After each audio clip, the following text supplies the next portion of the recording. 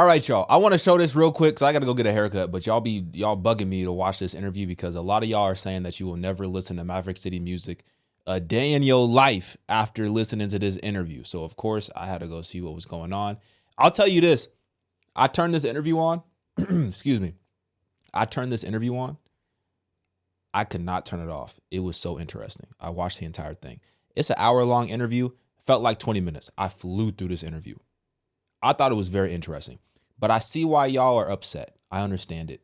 So, Isaac Curry and Norman Gamafi, I probably butchered both their names. I apologize. But, Norman is, he's an executive. He's a music executive in the truest form.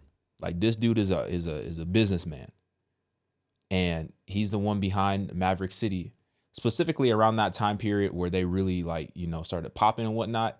He was the one who was, making the calls from a business standpoint, from a marketing standpoint, from a social media standpoint, from all that type of stuff, from a strategy standpoint. He's the one that really put the infrastructure in place for Maverick City to become what they became. At least from my understanding from watching this interview. I'm sure there was other people involved in it, but from my understanding, he played a very big role in taking Maverick City and molding them into what we know them as today, right? So here's the thing. The gospel industry, I have not been a fan of the gospel industry for very long because I didn't grow up in church. I didn't grow up listening to gospel music. I wasn't always a Christian. I'm fairly new to this industry, so I don't know the origins of the gospel industry. I don't know the early days of the gospel industry. You know what I mean? So I'm assuming that the gospel industry started because they wanted to reach people with the good news of Jesus Christ through music.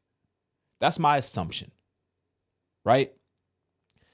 But the more that I consume content, the more that I listen to the music, the more that I hear people talk about the behind the scenes of the industry, the more I understand that Jesus is the focus, but he seems to be a sub-focus. He doesn't seem to be the primary focus. He seems to be a lesser focus. The primary focus is the people who are listening and converting those people into loyal consumers who will consistently stream the music day after day after day after day. That's the primary focus. And that's why so many people are upset with this interview, because he was very candid in the strategy that he used. He was very candid in who he models his company after, which is after secular companies who have been very impactful in the secular music industry, which I kind of think is all secular at this point. Like, I don't know. I feel like it's all the same at this point. It's all the same because the principles are true and consistent. The strategies are true and consistent.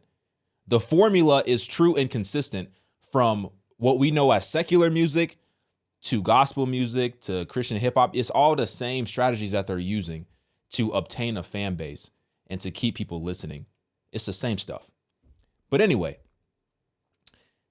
I want to play some clips from this interview that I found to be interesting. I would say if you find these clips to be interesting, then just go watch the whole interview, because I think it's really going to give you a different perspective in terms of the gospel industry. But also, I will say this. I enjoyed the candid business conversation that they had. I enjoyed it because I'm a fan of business. I'm a student of business. I enjoy all that type of stuff. And I'm not one of those people who think that just because you're successful, just because you're wealthy, that makes you evil. I'm not one of those people. I believe that God wants us to be abundant in all areas of our life in order to glorify him. So if you have resources that you can use to glorify God, then what's the problem with that? The issue is when those resources become your God, and then you start to strive after the resources more than you strive after God. That's the issue. And I think that's what people are picking up in this interview. And I'll let you be the judge as to whether or not you're getting that same sense And we'll start with this clip right here. So this is him just talking about how he came into the fold of Maverick City. He used to he used to manage Travis Green, who I believe is his brother-in-law. And just listen to it. Then I'll stop talking. Just listen to it. Yo, that's crazy. So let's go here. What was the transition like from going from Travis to Mav? Okay, now that was crazy.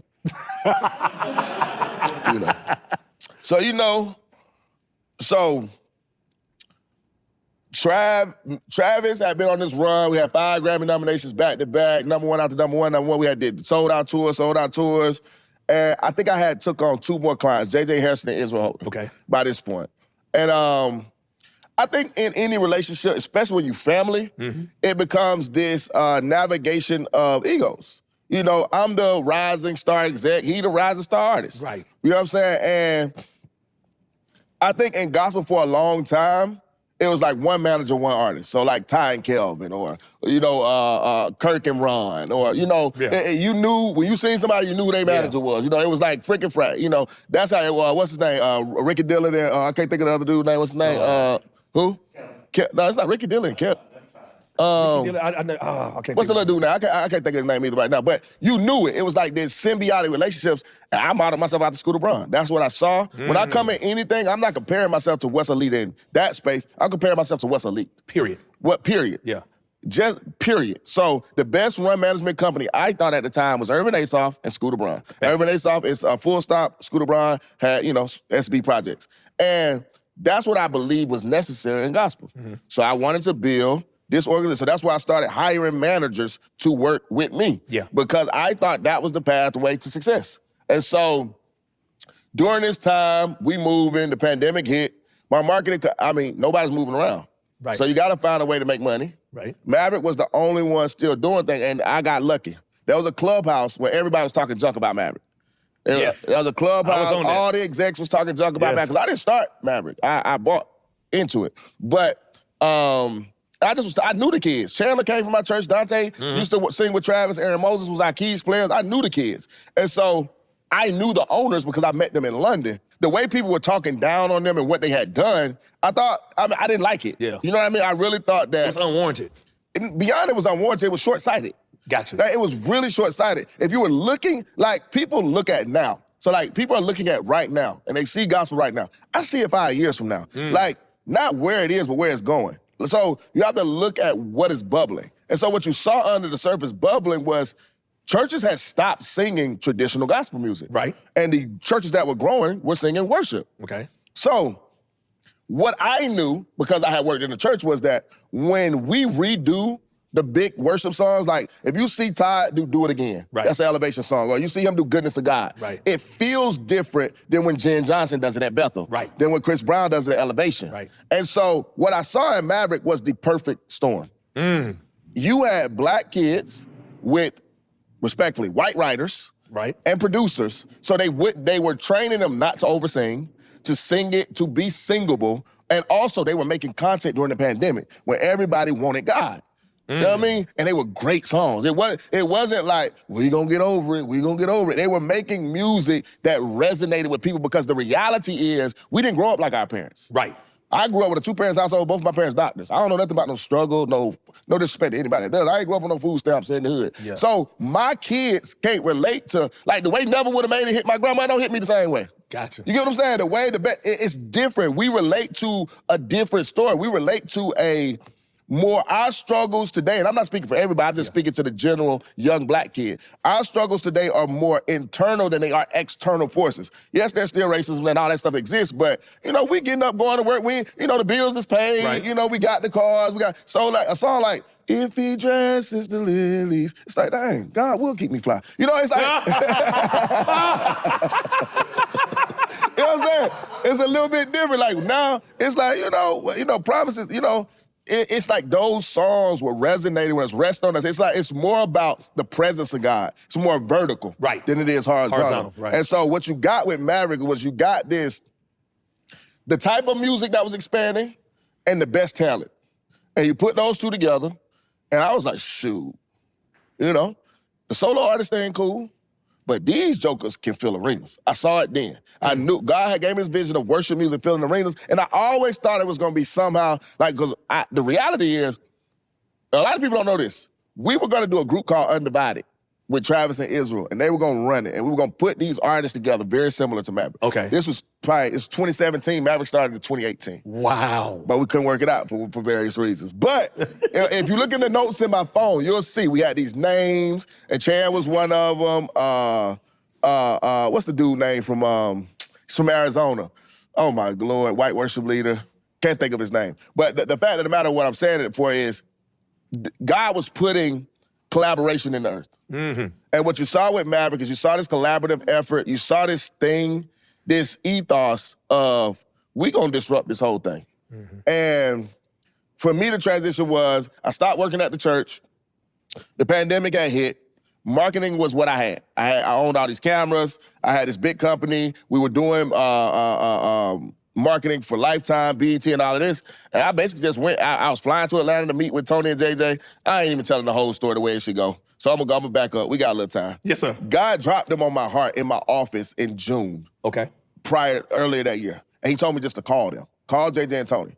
So I was like, all right, cool. They never answer the phone. You talking about I don't answer the phone? They never answer the phone. That's a fact. They never answer the phone. So I'm calling. I'm like, dude, all right, why you want me to call these randoms? Because at that time, Maverick was some little chumps to me. Right. I'm the one who got the big artists. We running worship. Me and Trey, we running this. What I'm calling them for? You got my old background singer leading your thing. Like, you know what I'm saying? But now we gotta keep it. So like, you think about Maverick. Now you gotta think about what I thought about it then. I want y'all to know, I ain't calling because I'm thirsty now. Right. We killing it. You feel me? And I ain't no pride in I'm just letting it know, just let me get the story right. Absolutely. So I think that October, Chan hit me. And Chan, this is, I fired Chan from my church. So this is like, You said you fired Chan from the church? From our church, yeah, I did. I used to run the church. I was the executive pastor at our church. So yeah, young kids, man, you know how it go. Travis don't play that, man. One thing about Travis Green, he don't play that. And he run a tight ship. Okay. You know what I'm saying? He gonna sit you down. You gonna have to get out. If you ain't doing it the way you're supposed to do it, it ain't gonna work for you with Travis Green. You know what I'm saying? He don't play that. So they don't play that. Now he has got, as a leader, excellently, there's grown, he has matured so much. This early on now. Yeah, facts. It's early in the church day. He probably been a pastor for 2 years. And he had chances. He was 16-year-old little kid. Chan grew up with them. That's like their son. Right. So Chan calling me was a big thing because we had been separated. This is when Chan was at All Nations. What's called Belong now. Right. But, yeah, All Nations don't exist, do it. But oh my God, it do. There's still All Nations? All the Matthew churches Stevens is a pastor of All Nations, but all the churches changed their name. yeah, LeBron is Belong now. No, but all of them changed their name. JJ Church got a new name. But there's only one left. No, we'll stay here. What? Matthew Stevens is the pastor of All Nations, but the rest of them that were in that Reformation have different names now. Oh, okay, so he got rid of the denomination. All Nations used to be a denomination. Yeah, but that's the name of his church too. Oh, okay, I didn't know. I didn't know he still had a church. Yeah, Well, he got one in New York and one in Chicago. Still? Uh-huh. I thought they changed the one in Chicago. That's his. That's headquarters. Okay, cool. Well, shout out to All Nations. Didn't know. Anyway, that's what Chandler was. So that's what Chandler was. And so we talked, and he was like, he needs some help. And so I was like, all right, cool. So then I'm still calling JJ and Tony. And finally, when they doing the recording for Old Church Basement, we linked up. We met up in Charlotte. It was great. That's right after the clubhouse. Mm-hmm. I'm taking up for them. We keep going. We started doing the business together. And eventually, I just got busier doing the stuff with Maverick. And now we're trying to think he hired a different manager. And we just went on our ways.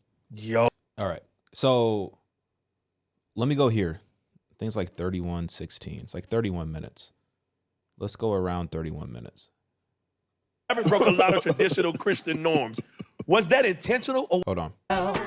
Listen, Maverick broke a lot of traditional Christian norms. Was that intentional or was it just God? No, it was intentional. Maverick broke because the gospel norms wasn't working no more, man. Y'all sing too hard. Y'all over-sing. Good God. Stop doing that. Nobody want to hear no runs. They look at runs. They don't want to sing runs. That's why R&B and pop, that's why pop is more popular than R&B. People like singable music. Wow. They want to, like you would rap, that's why Chris Tomlin was the greatest worship leader ever. Why? You want to know why? Why? He's not the best vocalist ever. Wow. So people like to hear music. They think, oh, I could do that. That's what's going to happen at the church. If a worship leader hear you singing, he think, I could never do that. He's not going to sing the song. Like, why would he?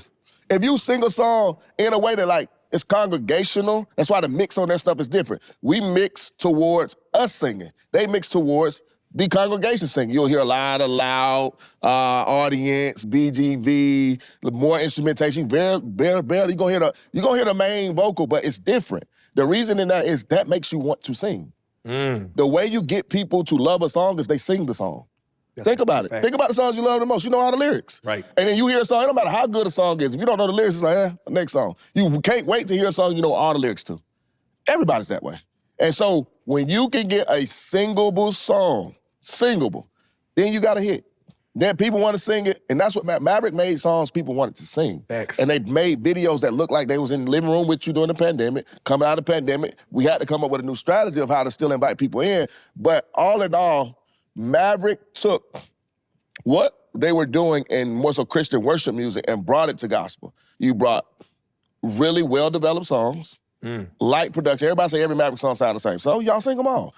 You know what I'm saying? Who cares that they all sound the same? You know, and there was some... And they don't, but I get Yeah, but there's some struggles in that for them as well because you are... You know, these are still really talented artists. Right. You look at like, these artists, they know that they are... I don't want to say dumbing down, but they're pacifying their strengths. Chandler can sing circles around. You know what I'm saying? These people can sing. Hear Brandon Lake can sing. Like Chris Staples, they can sing like Justin Bieber. They can do it, but there's something in bridling that. Like really, like, you know, not going full go every time. Yeah. And then they didn't use BGVs, they used the choir. And the choir, you know, they just took a different approach because the reality of what we were doing in gospel isn't what was permeating music at the time. Right. I look at consumption. People love to talk about number ones, number one. If you talk about a radio number one in gospel, that's not a number one. Radio is not number one no more. You can't, if you look at the number one songs at radio and you combine the last 10 number one songs at radio, Skip Chan, Skip Kirk, they don't have 100,000 streams combined. Jesus. So having a number one at radio doesn't mean anything in gospel, not right now. And that's not a knock to gospel, that's a knock to us in supporting the infrastructure. So Maverick was able to get consumption. So you talk about, you go look at it today, and I'm gonna say something, most people are not gonna believe this. Maverick City outstreams the entire gospel industry combined. I believe that. By themselves. I believe that. If you add up every other artist's streams and just compare it to Maverick City, they outstream everybody else combined. And what that is telling you is that clearly what they are doing is what people want to hear. Stop fighting the tide. People keep saying, we want choir music back. Choir music would have never died if people want to listen to it. We need to do more quartet. If people want to listen to quartet, it would still be a thing. Wow. You don't see, like, when people stop consuming something, they don't want it. You don't see, okay, there's nostalgic value like to a vinyl or to a Kodak camera, but at the end of the day, you still take most of your pictures on your phone. Right. You know, you go do the little thing, that's cool here and there, but you want that 8K picture. Right. You know what I mean? So I'm saying these things to say that there should have, the problem that happened was gospel should have embraced Maverick. They should have embraced it, made it their own, collaborated with them, done everything they could to see them go forward. The reason is, and they should have done everything to support and keep them together. This is why. It only benefited everybody else. Facts.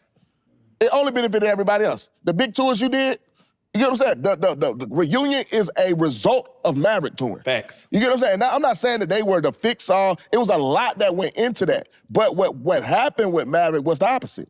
Everybody hated on it. Nobody called it real. Everybody said it's this, that, it's this. And all that happened from that is you saw the subsequent genre die. Woo. That's it. Now, Monarch don't exist. Facts. Motown probably got 5 to 6 artists. RCA, I ain't signing nobody. So, where you gonna go, Malico?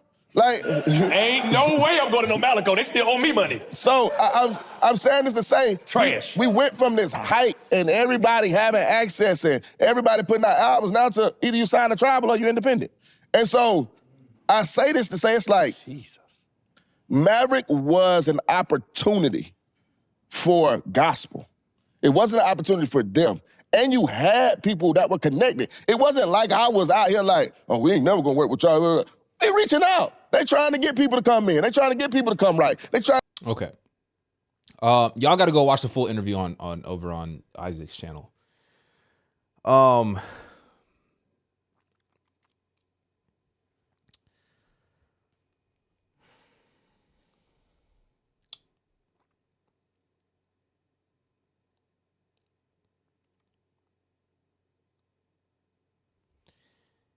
I think you got to ask yourself the question.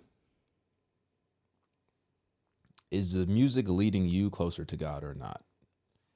I think you have to ask yourself the question. And if it is, then cool.